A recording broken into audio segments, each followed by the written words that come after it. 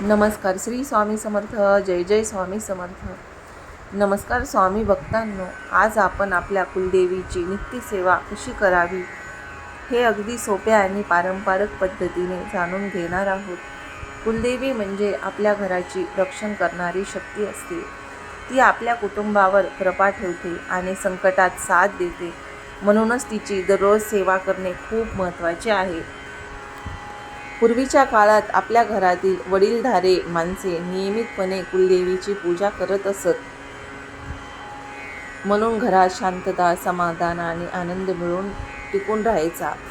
आज आपण व्यस्त जीवनामुळे या गोष्टी विसरत आहोत आणि त्यामुळेच अनेकदा घरात अडचणी वाढत आहेत. म्हणून ही सेवा पुन्हा सुरू करणे आवश्यक आहे. ही पूजा कशी करावी? सकाळी शक्यतो लवकर उठावे. सूर्योदयाच्या आधी उठल्यास अधिक चांगले. उठल्यावर स्नान करून स्वच्छ कपडे घालावे. देवघरात शांतपणे जावे. कुलदेवीचा फोटो किंवा मूर्ती स्वच्छ ठेवावी. दररोज हलक्या हाताने पुसून स्वच्छता राखावी. आता सर्वप्रथम दिवा लावावा. तूप किंवा तेलाचा दिवा लावू शकता. दिवा म्हणजे प्रकाश आणि सकारात्मक ऊर्जा. यानंतर अगरबत्ती किंवा धूप लावावा. यामुळे घरातील वातावरण शुद्ध होते आणि मनालाही शांतता मिळते. आता देवीसमोर शांत बसावे. डोळे बंद करून तिचे स्मरण करावे. मनातील विचार हळूहळू शांत करावे. यानंतर हळद आणि कुंकू अर्पण करावे आणि देवीला एक सुंदर लाल फूल देवीला अर्पण करावे. हे आदर आणि श्रद्धेचे प्रतीक आहे. एक सुंदर फूल देवीला अर्पण करावे. लाल किंवा पिवळे फूल शुभ मानले जाते. फूल अर्पण करताना मनात भक्ती असावी, कारण भावना सर्वात महत्त्वाची असते. आता हात जोडून प्रार्थना करावी. आपल्या कुटुंबाच्या सुखासाठी प्रार्थना करावी. आरोग्य, शांती आणि समृद्धी मागा. मनापासून केलेली प्रार्थना देवीपर्यंत नक्की पोचते. आणि ही प्रार्थना करताना मन एकाग्र ठेवा आणि सर्व मंगल मांगल्ये शिवे सर्वार्थ साधिके शरण्ये त्र्यंबके गौरी नारायणी नमोस्तुते हा जप 108 वेळा करा. जर शक्य नसेल तर 11 किंवा 21 वेळा केला तरी चालेल. हा जप केल्यानंतर ओम ए श्री क्ली कुलदेवी नमः हा मंत्र 11 किंवा 21 वेळा म्हणा. हा मंत्र खूप प्रभावी मानला जातो.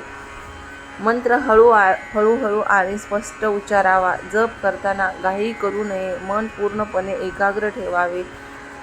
जप करताना डोळे बंद करून आपल्या देवाचा फोटो आपल्या डोळ्यासमोर आणावा आणि नंतर जप करावा. यानंतर एक छोटं स्तोत्र म्हणावे. जय देवी जय देवी महिषासुरमर्दिनी. हे स्तोत्र मनाला शांतता देते. जर पूर्ण स्तोत्र येत नसेल तर फक्त जयदेवी म्हणू शकता. महत्त्वाची गोष्ट म्हणजे भावना आणि श्रद्धा देवीला खूप महत्त्वाची आहे. किंवा महालक्ष्मी स्तोत्र तुम्ही म्हणू शकता. महालक्ष्मी स्तोत्र जरी म्हणले तरी देवी आपली कुलदेवी प्रसन्न राहते. ते स्तोत्र म्हटल्यानंतर देवीला नैवेद्य अर्पण करावा. साखर, गूळ किंवा फळ अर्पण करू शकता. साधेपणाने केलेली पूजा अधिक प्रभावी असते. यानंतर आरती करावी. आरती करताना मन आनंदी ठेवावे. देवीच्या चरणी कृतज्ञता व्यक्त करावी. संध्याकाळी पुन्हा एकदा दिवा लावावा. थोडे नामस्मरण करावे. यामुळे घरात सकारात्मक ऊर्जा टिकून राहते. आता काही महत्त्वाच्या गोष्टी लक्षात ठेवा. पूजा करताना स्वच्छता खूप महत्त्वाची असते. मन आणि विचार दोन्ही स्वच्छ असावेत. रागाने किंवा घाईघाईत पूजा करू नये. शांतपणे आणि प्रेमाने पूजा करावी. दररोज थोडा वेळ देवासाठी द्यावा. कधी वेळ कमी असेल तरीही थोडी सेवा जरूर करा. नियमितपणा सर्वात महत्त्वाचा असतो, कारण आपण सगळे कामे नियमित करतो आणि देवाच्या पूजेसाठी टाळाटाळ करतो. मग हे पण एक आपलं रोजच्या जीवनातलं कामच आहे आणि हे काम सगळ्यात महत्त्वाचं आहे. म्हणून हे काम सर्वात आधी केले पाहिजे. ही सेवा खूप सोपी आहे, पण तिचा परिणाम खूप मोठा आहे. नियमित केल्यास जीवनात बदल नक्की दिसतो. फक्त विश्वास अटळ ठेवा. श्रद्धा पण देवीवर नक्की ठेवा. ही पूजा केल्यास घरात शांतता वाढते. अडचणी कमी होतात. मन प्रसन्न राहते. हळूहळू तुमच्या जीवनात सकारात्मक बदल होतात. देवीची कृपा तुमच्यावर राहते आणि तुमचे कुटुंब सुखी राहते. स्वामी भक्तांनो, आता आपण आणखीन काही महत्त्वाच्या गोष्टी जाणून घेऊयात. कुलदेवीची सेवा करताना सातत्य खूप महत्त्वाचे असते. कारण एक दिवस केली दुसऱ्या दिवशी करायची नाही, असं कधीही करू नका. कारण देवीला तुमच्या सेवेची एक आदत निर्माण झालेली असते. देवी तुमची वाट पाहत असते की आज मला कधी पूजा करतील. एक दिवस करून थांबणार नाही, दररोज थोडा वेळ देवीसाठी द्यावा. यामुळे हळूहळू तुमच्या जीवनात बदल दिसेल. अनेक लोक विचारतात, आमच्याकडे वेळ नसतो. पण मित्रांनो, फक्त 5 ते 10 मिनिटे देवासाठी देणे कठीण नाही. कारण तुम्ही सगळ्या आयुष्यासाठी देता आणि देवासाठी 5 ते 10 मिनिट काढू शकत नाहीत.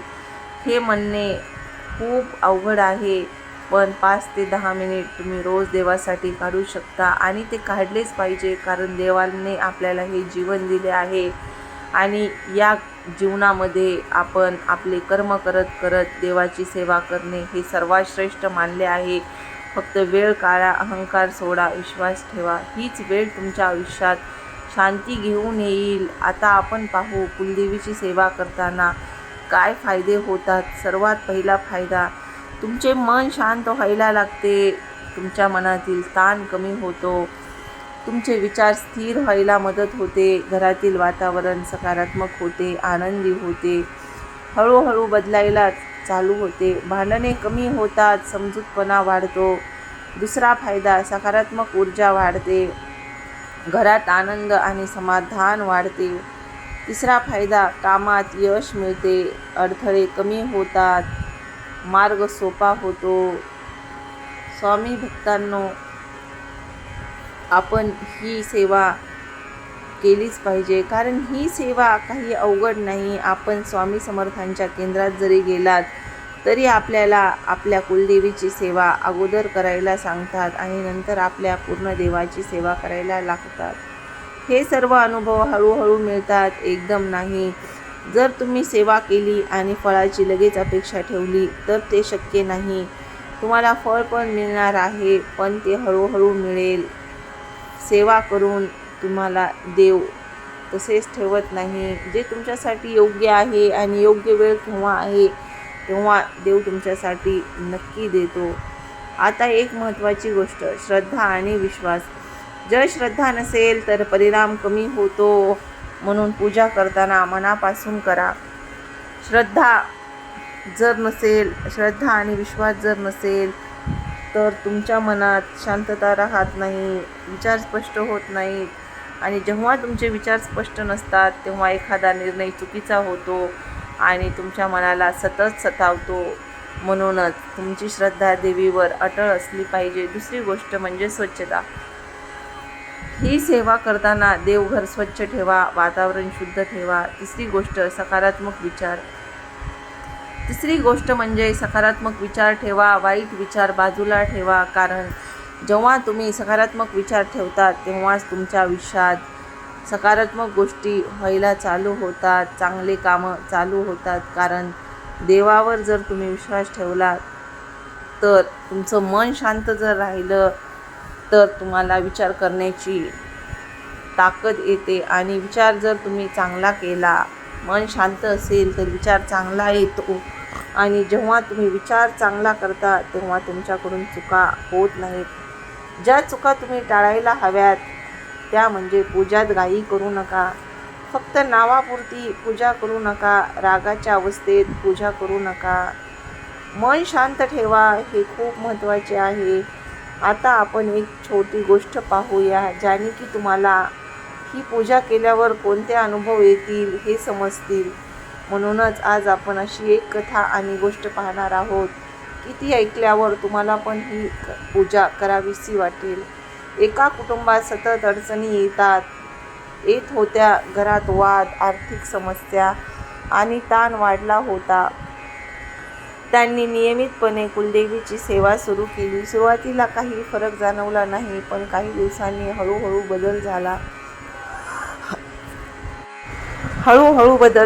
घरात शांतता आली, समस्या कमी झाल्या स्वामी भक्तांनो, याचा अर्थ असा नाही की फक्त पूजा करून सगळं बदलत नाही,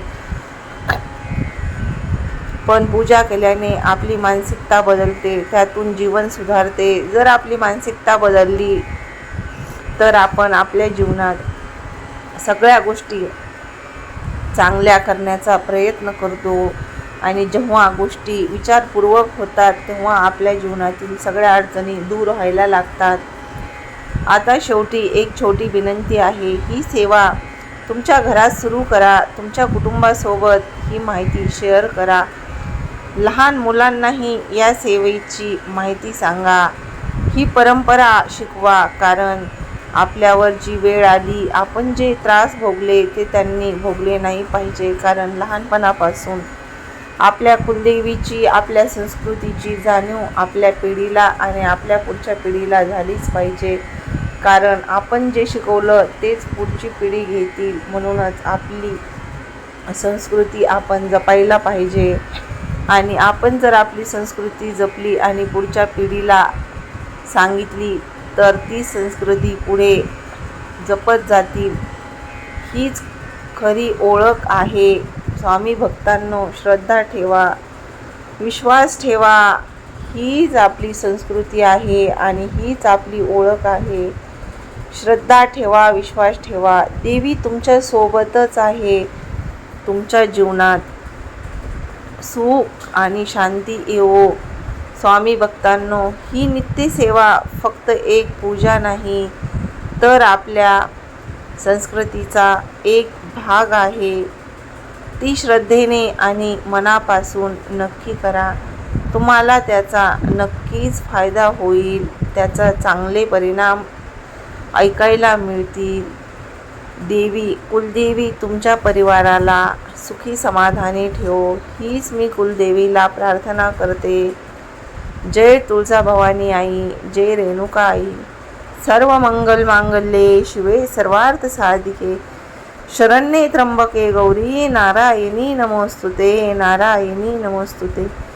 या कुलदेवीच्या मंत्राचा जप तुम्ही नियमितपणे केल्यास तुम्हाला खूप अनुभव येतील.